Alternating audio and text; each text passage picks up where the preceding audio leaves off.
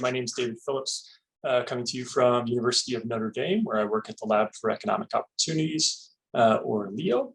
And I'm going to be talking about a project about emergency financial assistance for people at risk of homelessness and whether that can reduce violent crime. This is joint work with a couple of my colleagues from LEO, Carrie Palmer, who was an undergrad here, and Jim Sullivan, who's one of the co-founders of the lab. So for this piece of research, I'd like you to think about two sets of headlines you may have been seeing recently and think about them as maybe more connected than you might otherwise. So you've probably seen these headlines about the housing crisis during the pandemic. If you go to the census poll survey, for instance, they show right now they're finding that about 16% of people say that they're behind on their rent currently. That's about 11 million people in the United States. It affects people of color more than other households. And you start seeing headlines like this, right? That as the eviction moratorium at the federal level and many local level ones as well are starting to fade away, there's this concern that there's going to be a sort of wave of evictions. A second set of headlines that you're probably familiar with if you're showing up at this particular set of talks is about violent crime, right? So there's also been a similarly common set of headlines about rises in violence in the United States. Close to where I am right now, right? There's been a big increase in shootings in Chicago. And so there's these big concerns about increasing violent crime in the United States as well. And these two sets of headlines might seem initially as sort of disconnected things, but I'd like you to think about how these two things might be connected public policy issues. And I'm going to think about that in the context of emergency financial assistance. So for thinking about emergency financial assistance, maybe it's useful to fix on a particular example. So I'd like you to think about a household, a family, maybe a family that's headed by a single mother, has a couple of small children, works regularly in a full-time low-paying job, usually gets by but doesn't have a lot of margin, loses that job, maybe because of the pandemic, maybe because of a past recession, what have you, and no longer can pay the rent, gets behind on rent and is at a risk of being evicted.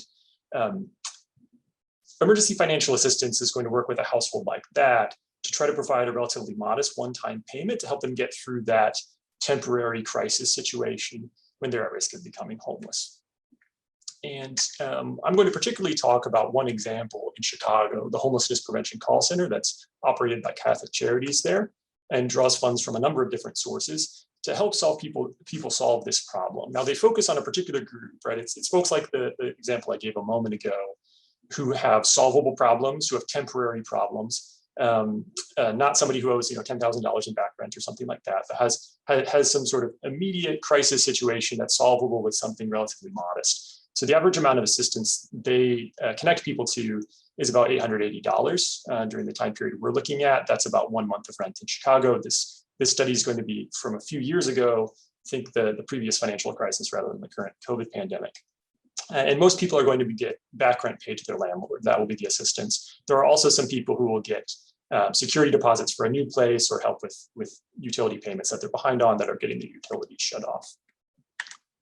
And while I'm going to be looking at an example from a couple of years ago, this type of assistance has become particularly important over the past year and a half. And so a couple hundred of these types of programs at the local level have appeared both due to local government, state government, and nonprofit organizations in response specifically to housing instability created by the pandemic.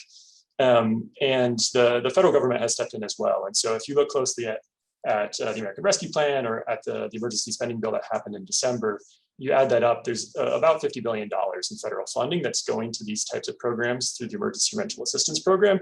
And there's also other sources of funding in those bills that can go to this. So this has been these programs have ramped up massively over the past year and have become particularly important. And so we're going to evaluate one of them. We're going to look at the Homelessness Prevention Call Center in Chicago, and we're going to look to see its effects on violent crime when people get this type of assistance. How are we going to tell whether that household, whether this makes any sort of difference for them?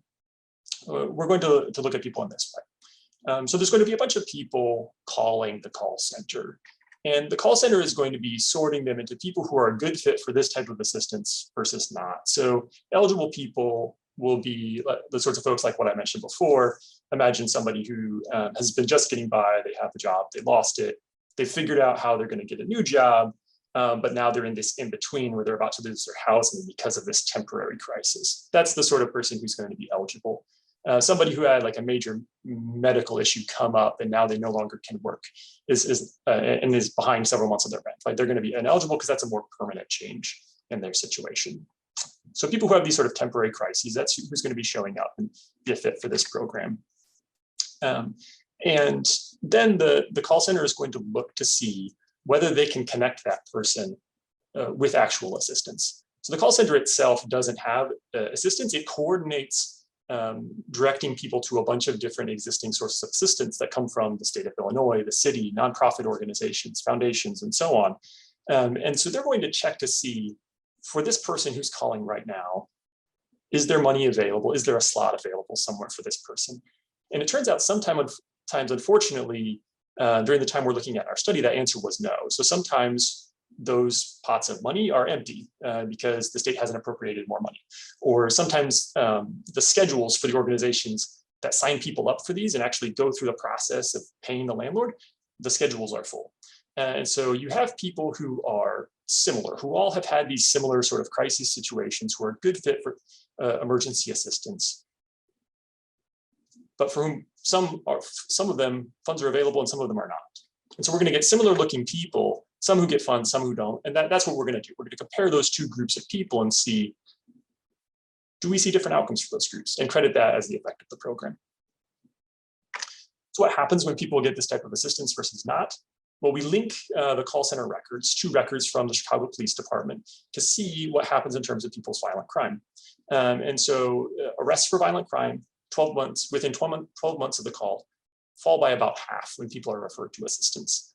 So on the left, you can see the gold bar for folks for whom funds are not available. About 1.7% of them are arrested for a violent crime in the year after they call. And that's about half of that for folks who are referred to assistance. So there's this big change in violent crime arrest rates in a relative sense for those folks who are referred to assistance.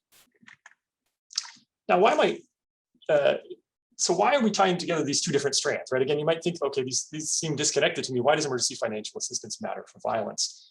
It's worth backing up for a second and talking for a moment about some other papers in this line of research, both by me and by others that I work with here at Leo, to talk about why that might happen. So one other paper that's out there that from other folks that I work with, that they showed that for this same group of folks calling the call center, when they're referred to assistance, their entry into homeless shelters decreases as well. And so there is a way in which, like, the purpose immediately of this assistance is to stabilize housing, and it seems to do that. Now, why would that go on to affect violence? Well, imagine, again, this sort of family that we're talking about. Moving from a relatively stable housing situation to an unstable one might mean that somebody moves into a crowded situation where they're living with family members, and that's crowded and more volatile. It might lead to someone moving into shelter where, again, they're running into to a lot more folks, and there's sort of high tension situations that lead to violence. It could be a household that has, a two adult headed household where housing instability or financial instability leads to tension, and that could lead to family violence. And so one part of what's going on is housing is getting stabilized, and that could be leading to reducing violence, interpersonal violence. One thing that supports that kind of interpretation of what we're seeing is if you dig into the arrest data, the big decrease in violence that we see is coming from assaults. So thinking of, right, still very costly, but lower level violence like assaults, rather than this is not coming from homicides and things like that. Some other interesting things we see in the arrest data is we actually see a little bit of an increase in property crime.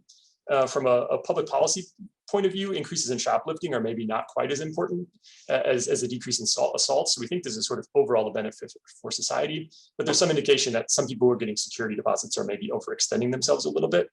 We also see a decrease in homelessness-related crimes like trespassing.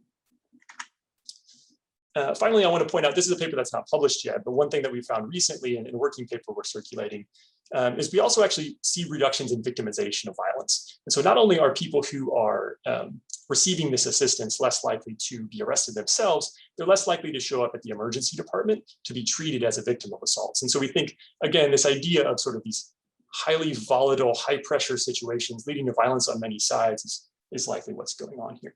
And so we do see a decrease in people showing up into the emergency department as well. So if you're a policymaker, what do you do with this? I think one big picture, I want you to think about housing stability and violent crime as being things that can be intertwined rather than separated. And particularly that assaults, the most common form of violent crime. Other forms of violent crime obviously are really, really costly, but assaults are the most common version. And those might be more tied to people's financial circumstances than we sometimes give credit for. And so when you start thinking about social insurance, particularly during like the COVID pandemic right now with greater rental protections and things that have happened, as those start falling away, you might start looking to see whether not only are those people affected, but is the broader community affected? Are crime rates affected when we are able to versus not able to provide this type of sort of broad social insurance? So those are the things I'd like to leave you with today. Thank you so much.